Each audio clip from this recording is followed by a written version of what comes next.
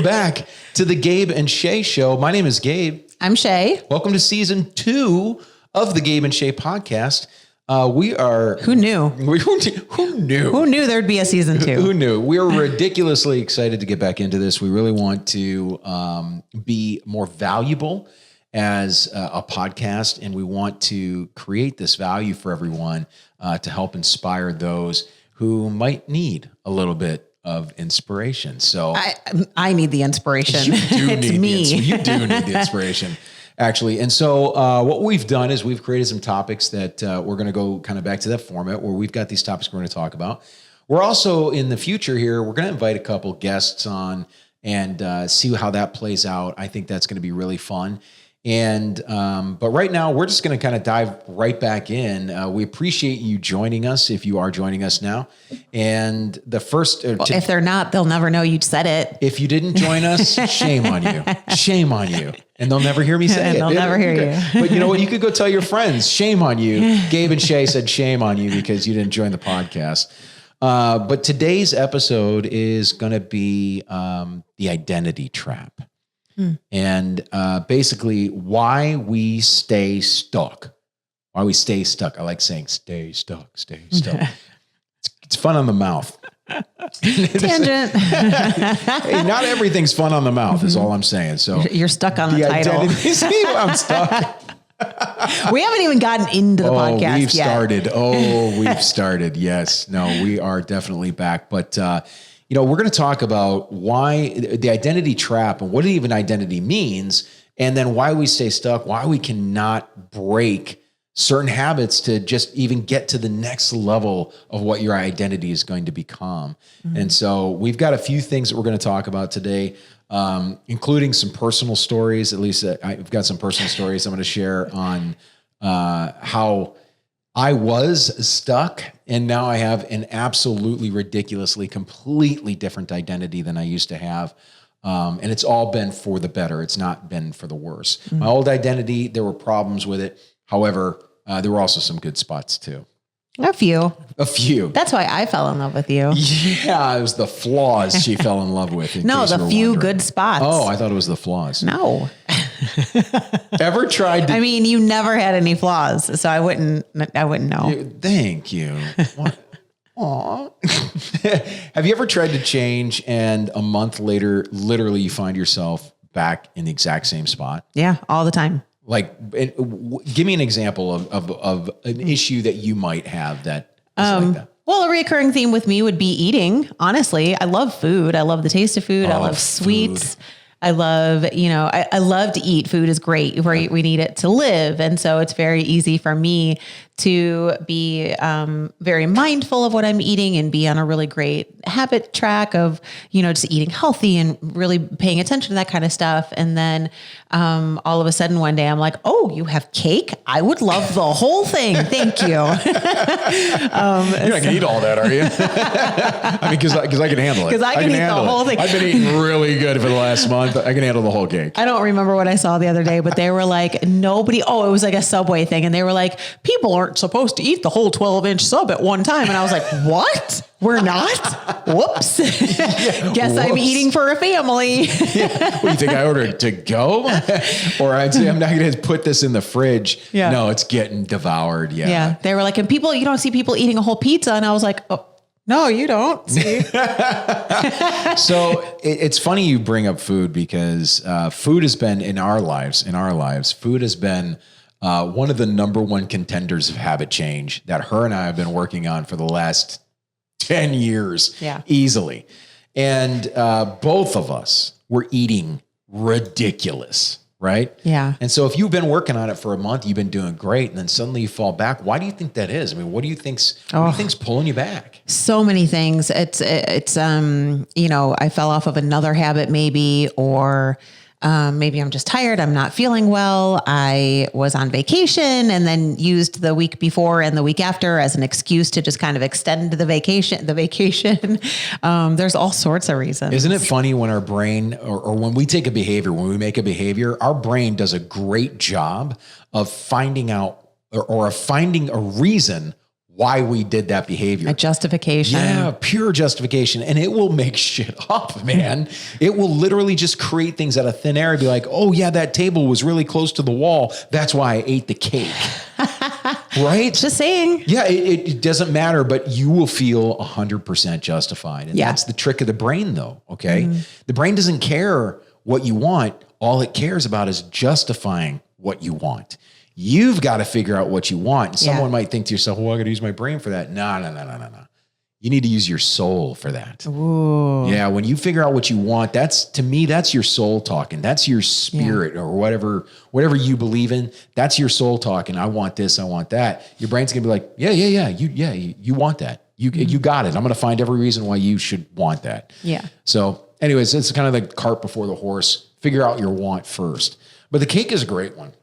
My own food struggles. Okay, now listen, I'm going to share what I do today and what the identity shift was. Okay. And it's a little bit more rigid than what Shey's.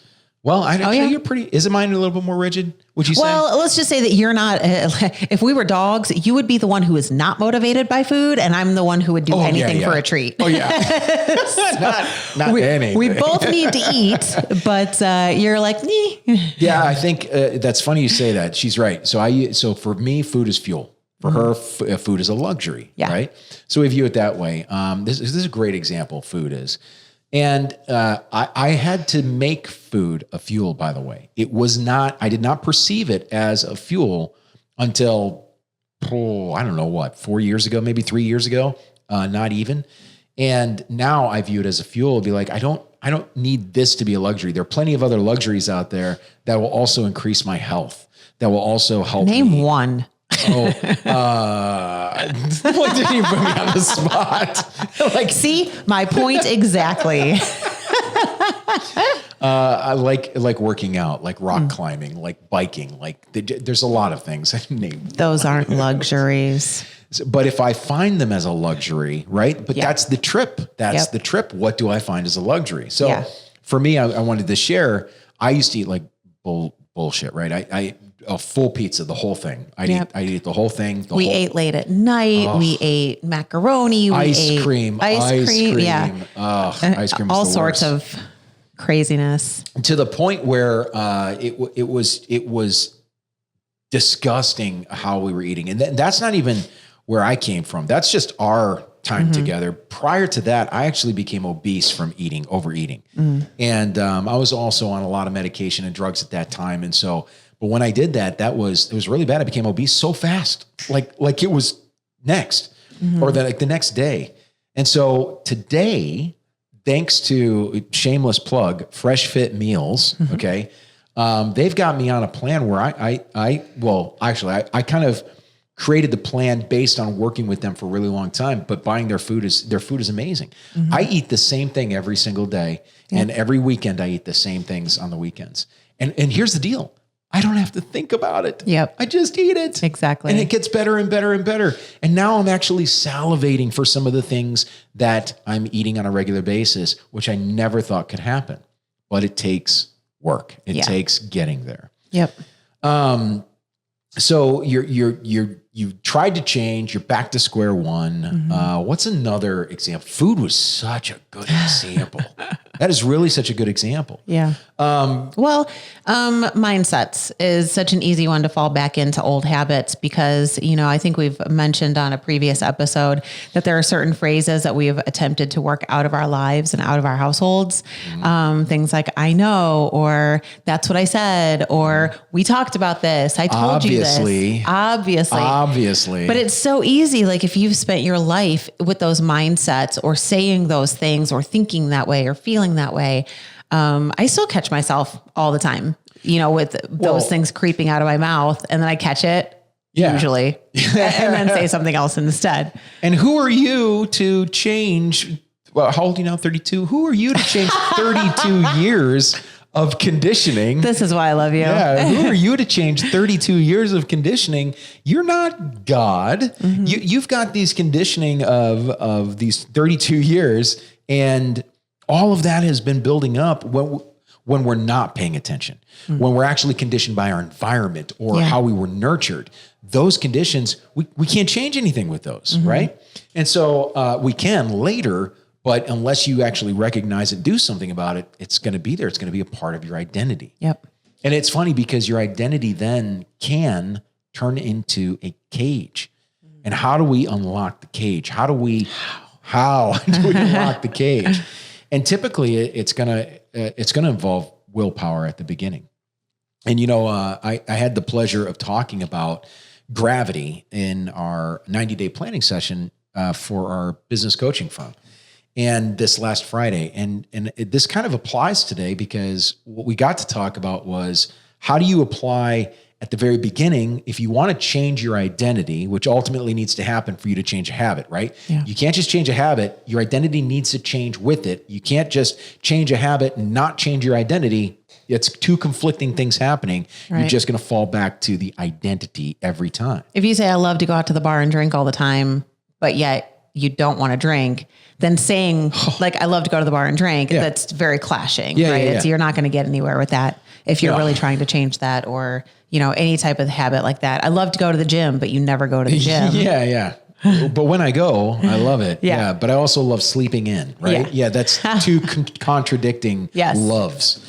But so at the very beginning, you're in what we call the comfort zone, right? We're all familiar with the comfort zone. Yeah. The comfort zone is actually, until you equate the comfort zone with pain, you're never going to move out of it. Tony Robbins he did a great job of saying, you do a lot of shoulds. I should do this. I should do that. And he's like, stop shoulding all over yourself. Okay. Stop shoulding all over yourself. And instead you got to change it to a must, because until you change it to a must, that's right, you won't change. You won't move into the next level of wherever it is you're heading. Well, and people typically don't change until staying the same feels worse than what the change would be. Exactly. Any change. And so a good example of that would be if you're in a terrible relationship, right? You just don't feel like it's quite right. Maybe you guys fight all the time. Maybe one of you is more motivated than the other. Maybe whatever the case may be, right? The relationship isn't right. The relationship sucks, but you put up with it. You tolerate it, because tolerating it is just what you've chosen to do. And then one day you wake up and you're like, I am done. Yeah. I'm not tolerating this anymore, because all of a sudden something inside of you clicked that staying in this situation, this relationship or whatever it is worse than doing anything else in your life. The threshold hath been met. Yes, you're absolutely correct. Yeah. Until but there's ways to actually take the comfort zone now and turn it into a painful experience. Right. Yeah. Finding that threshold now. Yeah. Finding it immediately and just being like, okay, look, and so an example could be any type of addiction, right? And by the way, as far as experience goes, I've been addicted to food, drugs, alcohol, cigarettes, a lot of things, okay? And I've beat them all right? And so one of the easiest ways to do that is I had to turn the actual element of it where I was comfortable, because every addiction that I was in it because I was comfortable doing it. Mm-hmm. It was where I felt at peace. And I didn't really feel at peace, but I felt more at peace there than I did when I was off of it. Yeah. There wasn't a strong enough reason to not be doing it. So you were doing it. So if you're able to do that at the beginning, equate comfort to pain, then you're going to be far more successful. And what I was talking about for the 90-day planning thing that I was talking about, the orbit. Gravity. When you take a rocket ship, I'm sure everybody's heard this, and you fire a rocket ship from Earth's land, from the Earth, from Earth's Earth, from Earth's Earth, from the beach. I got no idea where I'm going with that. Anyways, you fire a rocket from the rocket platform into space. It takes an incredible amount of fuel. And at the beginning, at that first part, until they get up above the troposphere, it takes all that fuel. But then once they get above the troposphere, or the stratosphere, suddenly you don't need as much fuel, because the further you get away from Earth, the lower the gravity is, okay? To Earth, to fall back down. So you need less fuel. Well, willpower and changing something is the exact same. If you want to change a habit, you have to start with fuel. You have to start with willpower and hopefully some type of fuel for motivation. Yeah. Willpower and fuel for motivation. And then you just got to crush it. And you just got to keep doing it. And you're going to fall off. You're going to fail. But how fast do you get back on the horse? Exactly. So like once you make a decision to do something, just tell yourself there's no more negotiating. Yeah. This is the decision I made. I'm going to stay with it. There is no other decision now, right? What is your Tony Robbins word? It's decide, to cut. Kadir? Oh, it's Kadir. Yeah, Okay. Kadir. In Latin, it means to cut or to cut from or cut off. Yes. So there's no other option that I'm not negotiating any longer. So like a girlfriend of mine, a few years back, I was talking about hitting the snooze alarm before I went to the gym. And she was like, stop. If you're going to set your alarm, then know in that moment that you're setting your alarm, there is no negotiating. The alarm goes off, you get up, period. There's no questioning. There's no, should I just hit it? No. Yep. And that was one of the most profound things anybody has ever said to me. So I try to apply that to goals and habits that I am truly sincere about. Yeah. And you know, I don't negotiate with my own mind. And you're right. Negotiate with your own mind. We fail sometimes. Yes. That's okay. It is okay. Just don't stay there. Yeah. Immediately get back out of the fail. Yeah. New identity comes from action, not thinking about it. New identity comes from action, not thinking about it. That's so profound. I mean, you got to take a step. It could be the step in a wrong direction. Fine. But at least it's a step. If you're not doing anything, you will never succeed. Yeah. That's 100% guarantee that you will fail if you don't do anything. If you take action, you've just reduced your failure rate. You just keep doing it. Keep taking that action. Keep moving forward. Find the fuel that you need. And, you know, a thought that's kind of like tied into something off topic, but I think it could work here too. If you find yourself coming home at the end of your day, whatever, for dinner, and then you're too tired to do anything, consider this. Did you just spend your entire day's energy doing something for someone else? Yes. Maybe.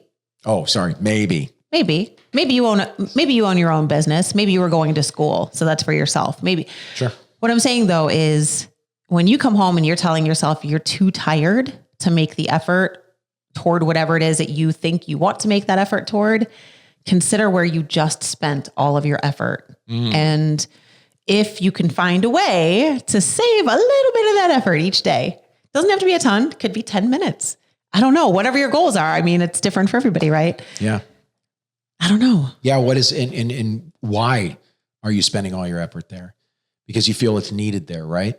And so you've got to be able to disperse that energy. You have to be able to honestly manage your energy because that's what you're doing. You're managing your energy. Yeah. You know, we talk about managing finances and managing your energy and managing your time. Those are the three resources that you have in this world to spend, to manage. How many of you are educated at managing your time? How many of you are educated at managing your money? What about your energy? If those three things you lack education in, those three things alone are the only things that you've got managerial rights over as far as your resources. And so if you're not managing it, guess who is? Everyone else. Yes, the whole environment. The whole environment is managing those things for you because you're not, or your conditioning is managing it for you. Yep. And listen, it can be tough to transition, right? It's not always a smooth ride. When you and I each started our growth journeys, we were spending time apart from each other during hours that we may have previously spent those minutes together or those hours together. Yeah. And it was hard at first for me anyway, maybe not as much for you, but like, I want to be around you all the time. Right. And so it was hard for me to like find that time away and be okay with it. Right. Because I felt like we could both do our things, but together, but that's not always true, right? You can't always do all your things together. Sometimes if you can, great, awesome, do that. And if not, maybe try to find a way to be okay with that too, right? As long as you're both improving, moving forward. Go ahead. No, isn't that interesting? Because I feel like I was the exact same way. I felt like we had to do everything together. Matter of fact, we go way back. It was me that was typically the jealous one, that I wasn't getting enough attention in the relationship for the way back. Sure. Of course, that changed over time because I became dependent, then I became interdependent, and so on and so forth. But back then, I feel your pain on that. That's brutal. But every one of us doesn't have to go through that. But if we want to achieve the next level, we absolutely have to go through that. And some people don't need that constant togetherness, right? They don't have that pull that they constantly have to be together. There's plenty of couples out there that are totally fine with doing their own things and then coming together at some other point. And if that works for you, awesome. We enjoy the crap out of each other, though. I mean, there's that. Sometimes we enjoy the crap out of each other, and it really do. I do enjoy her, even when we're not connecting, and that happens too, right? We get on different wavelengths. But now in the mornings, you have your morning routine. I have my morning routine, and I really value that time. I really try not to bother you during your morning time. And I really hope that you are not going to bother me during mine. And so I don't know. It just, it's one of those things that we kind of grew into, but because we're both still growing, right? We're still making these positive changes. We're not hiding away from each other because there's some ulterior motive that I don't want you in my space. It's just, I don't know. It's, here's the thing too. For all those who don't really know, my morning routine is about 2.5 hours. So it's literally 2.5 hours where we're not really connecting, and she'll come sometimes interrupt it, and it's okay if she does. It's okay if she does. However, that respect of that morning routine only allows me to use it to get better, because my whole morning routine is designed to make me a better human being. That's it. Not to ABC, just to make me a better human being. Yeah. Because we are all of us are the simplest habits that we create in our lives. Whether you create them or the environment creates them, that's who you are. Yeah. Right? Yep. And then I wanted to talk a little bit about social boxes, because our identity really, a lot of times, has to do with how everyone sees us, right? So we use their version of us as our identity, and then we try to act it out rather than creating our own identity and then letting them see the new identity that they could fall in love with. We're like, oh, you think I'm that? I'm that. So I'm going to act that way forever. And if you think I'm irresponsible, yeah, you're right. I'm irresponsible. And I'm going to act like that forever, because everybody thinks I'm that way anyways. Right. It's the easy way. It's the path of least resistance, right? So we always do that. Do you feel like that? And I know that's really not in our lives today, but do you feel like that was a big deal? How other people saw you and how you were as an identity? Yes, but more about the way I wanted people to see me, right? But did you actually want them to see you that way, or did you want certain people to see you that way because you know that those people liked that type of person? Both. I mean, we all have that version of ourselves that we want the world to see. Yeah. And so when I'm out in the world, I'm that person. And so I'm more genuine these days. I'm more authentically myself. I am currently in the middle of a deep dive to even, become better and more in touch and more authentic. But I am less concerned now. I mean, there is still to the microphone. I am. There is still a level of expectation in certain situations, maybe in a professional setting and things like that. But for the most part, with my friends, with the people that I've known and who I know that they've been there through good and bad, they're there with me to celebrate. They're there if I need to cry. Those people see every facet of me. Those people see all the versions, just like, you've seen 1,000 versions of me over the years. Too many versions. Too many versions. Yeah. Multi-personality. And you love all but one of me. No, I'd even love that one too. But I may or may not avoid that one. Maybe. No, good point. I think, in the end, don't stop protecting your identity. Okay. You've got, if you think that's all you have is your identity, and you got to protect it because you believe you can't change, or you believe you can't get better. So you got to protect what you've got. You're in a prison of your own personal belief of who you are. You're in a prison. If you believe you can't change, can't get better, can't adapt, can't do these things, that to me is 100% the max prison. And nobody has got the key but you, right? Nobody can break out of this except for you. Yeah. Right. So if you were to take those things and shift that pattern, and you've got a pattern right now. If you kind of analyze, some of the things that we do in our coaching stuff is we have people do a time study. Time study is to see what they're doing every single day. I encourage you to do this, right? If you want to take this seriously and start becoming self-aware, do a 15-minute increment time study of yourself for the next 2 weeks. Literally just write down everything you do. Every time you start something, write it down in the time. Write it down in the time. And I mean every task you do, especially personal ones in this case. But you could even do it at your job. You could do whatever it looks like. What's going to happen is you're going to recognize where you are wasting the most precious element on the planet, which is time. Mm-hmm. You're going to realize that, and you're going to become self-aware. And when you become self-aware, there's going to be a part of your brain that's going to wake up that you've never met in your entire life. And it's going to be like, what? It's like the Matrix when Neo, he comes out of the glue oven or whatever the hell that thing was. It was so cool. They did a great job in the special effects. But when he woke up, he's looking around and then these things are flying around, tending to all these pods. That's going to be you when you become self-aware. Yep. It was the most amazing experience of my life. And I got to use that instance as fuel for a really long time for motivation once I became self-aware. Yeah. And so it requires becoming present. And one of the best ways to get present is track it, measure it. You can't manage what you don't measure. That's right. And that goes for your finances. I bet a lot of people are like, oh, I only spend $2 a day at Starbucks or whatever it is. But then if you actually sat down and looked at your finances, you probably spent $600 at Starbucks last month, and you don't even realize it because it's just one here and one there. And, but I look at my bank account. At my bank account at least once a week or even every day I look at my bank account. Mm-hmm. Yes, but you don't retain the information. Right. You don't retain the information. And you have nothing to graph it or compare it against, right? You're not like adding it together every day and putting it in this bucket. Yeah. You're not going, ooh, this was on the 2nd of this month. What was it like on the 2nd of last month? Mm-hmm. You're just looking at it at one little snapshot at a time. And you're not inputting the data. The bank is. Yeah. The bank is doing all the hard work for you so that you don't have to, but that's to keep you down. Okay. Mm-hmm. So if you're going to follow that model, fine.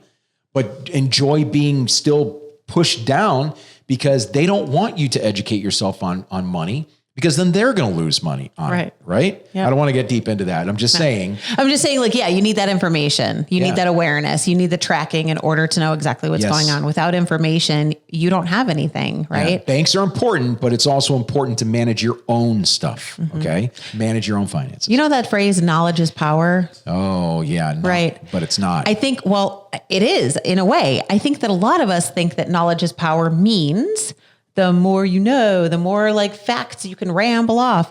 But I think what it actually means is the more data you can collect, compare, analyze, and learn from, the better you can be. Yeah, she said B. That knowledge. That means manage is tasks. Power. Yeah, so knowledge is not power. Knowledge with action is power. There you go. And you just said it. You said it though. That way you can manage how you want to be. That means taking action towards a B to become something, right? Mm-hmm. So you nailed it. Yeah, absolutely. Knowledge is power with action. Knowledge is worthless without action. Worthless. Gosh, I have a lot of worthless up here. There's something to say about trivial stuff, but back to the topic at hand though. The topic is breaking away from yourself. And one of those things, you got to be able to recognize the patterns. Mm-hmm. And that's that self-awareness. The reason why I was talking about self-awareness is you have to be able to sit down and be like, oh man, look at this trend. Look at this pattern. Yep. If you guys, don't raise both hands if you're driving. Raise your hand though if you have driven from one point to another point and completely forgot the entire drive. Or not even been aware of it. Yeah, not even been aware of it, right? Me too. So if that's happened to you, you've gotten from point A to point B and you don't even remember driving the route. You're just like oblivious to it. You were in your head, whatever. That's because your subconscious is running a routine. It's running a pattern. And what it does is it thinks about it back here and it keeps all the major functions going while you can get creative with your frontal lobe or frontal cortex. When you start to get creative, automation takes over. The only time that changes is if there's a pattern interrupt. A ball bounces in front of the car. You will be pulled into the present immediately because you're going to have to take action on that or make a decision, right? So if you can recognize the pattern first, that's becoming self-aware, only then can you break it. Otherwise, breaking a pattern is by accident. Somebody comes in and like the ball bouncing in the road. Yep. You want to be able to control that. Got to break that pattern first before you can change or become someone new. Yeah. I think one of the reasons that we tend to stay stuck in an identity is because at least we know what we're dealing with. It's familiar, good or bad, Comfort, bad, comfort. Right. But it's familiar. You already know what you're dealing with. You know how you're going to feel. You know how others are going to react to you. You know how your day is going to go. They say, jumping from the frying pan into the fire. Well, at least if you're in the frying pan, even though you are slowly melting, at least you're not burning to a crisp. Right. And so I think that whole jumping out of the frying pan can be a very scary thought because you just don't know what you're jumping into on the other side. But if the intention is with good, with positivity, with growth, with, that type of mindset, then chances are it's not going to be a bad jump. No, I agree. And, ask yourself this question. Am I getting the results that I want? That's it. In a nutshell. Melting into a Teflon pan? No. Am I getting the results that I want? The frog in boiling water, right? Frog won't leave the water if you start it off cold, but if you put it in boiling water, it will not stay there. It'll jump right out. But if you start it cold and boil it, the frog will die because it becomes comfortable. It acclimates to the temperature until the skin and the insides. Okay, right, yeah. It gets really gory. But what were just before that? What were we saying? Yeah, familiarity, comfort. Yeah. So if you get into that comfort space, comfort is a prison. They want you to be comfortable. We're not saying don't ever take a minute off, right? Like you have to have balance. You have to have time to restore, recharge, chill, whatever, right? Whatever your balance is. Yeah. So find that balance for you, but it has to be balanced. It has to be, the progress needs to be the rule. Yeah. The progress needs to be the steady, the all the time, the guaranteed, growth. Comfort is an addiction, period. Comfort is an addiction. If you were to look at it that way, you might see it for what it really is. And that means it doesn't want you to grow. Comfort's a beautiful place. I've been there. I've been there. But nothing grows there. So, familiar also doesn't mean right. Right? Familiar doesn't mean right. Familiar means comfort. Doesn't mean right. It just means something that you're used to. Yeah. So I encourage you, do a time study. Break away from it, figure out, or at least become self-aware so you can see the pattern. Yeah. If you're not getting the results that you want, you've got to dive into this. You've got to look inside of yourself and you've got to become present and self-aware. And if you're looking for the pattern and you're not seeing it, if you're brave enough, ask those around you. Ask the people who are closest to you, who love you, who want the best for you, who may not be pushing you in that direction, but say that they are there to be your support system. Find some of those people and ask them, how can I improve? In what areas do I need to change and be better? And by the way, if you don't think you need to be better, that's fine. No, we're not going to cast judgment on you. This is for people that want to change. This is for people that want different results in their lives. If you're getting everything that you want and you're comfortable and you love your comfort and all that stuff, this isn't for you. Okay. That's what you want. That's where you're at. Fine. This is for the people that do want to change, that do want something more than what they've got. And these are the ways to get it. Stop protecting your old identity. Stop it. Mm-hmm. Stop it. If you don't become confident and then if you become confident and then take action, if you take action, that will increase confidence. Okay. And as you increase confidence, you can use confidence as a motivating fuel. Yeah, I like it. Right. And also, if you want to increase confidence, the number one way to increase confidence, keep commitments to yourself. Every commitment you keep to yourself, you will raise your confidence level, and you can use all that confidence for fuel for willpower. Mm-hmm. And they can be minor commitments to begin with, right? Like I'm going to make the bed when I wake up. Or how about I'm going to get up. Right. I'm just saying, like, today. I'm going to get up when my alarm goes off. I'm going to make the bed today. I'm going to wash the dishes as soon as dinner is over. They could be really simple commitments, but it starts triggering that pathway, the neural pathways in your brain to be excited about keeping those commitments. So the next time you say, I'm going to go on a 1 mile walk tomorrow, your brain will actually be like, yes, let's do that, because you'll feel good about keeping that commitment to yourself. That's right. And just and to elaborate, I was a roofer a drug addict. I was obese. I was bankrupt, financially sound. I was a horrible father. And today I am the opposite of all of those things. Yeah. Today I have a new identity completely. And it is 100% the opposite of all of those things. And I did that because I became self-aware and I kept commitments to myself to increase my confidence. I used it for fuel to get willpower and start turning things into habits. And today, even to this day, I still fall off my habits and then I get right back on them again. Yeah. So believe in yourself, believe that you've got it. Remember, like I said, this is for the people that really want different results in their lives. If today you could let go of just one identity that you've, let's say, outgrown, what would it be? What would be the one identity that you've got today? Is it, I drink with my friends? Is it, I play Frisbee golf? By the way, we want to disc golf. Sorry, everybody. Sorry. Disc golf. I play disc golf. Maybe that's something you don't want. Now, mind you, that's totally healthy. That was such a weird thing to say. Why are you? Do you gamble? I'm a gambler, right? I am a gambler. If you think you're a gambler, that's your identity. Is that an identity that you want to shift? You just figure it out. What's one identity that you want to shift?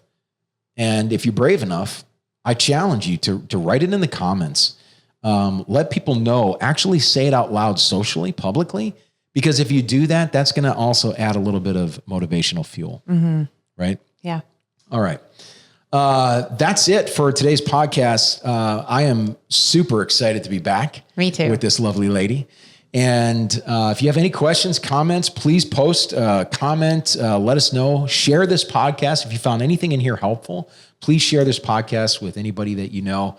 That we're trying to inspire the world, those who want it to be better, right? Yeah. I'm Gabe. I'm Shey. You guys, thank you so much for joining us again. We are really excited to be back. So yay. See you later. Bye.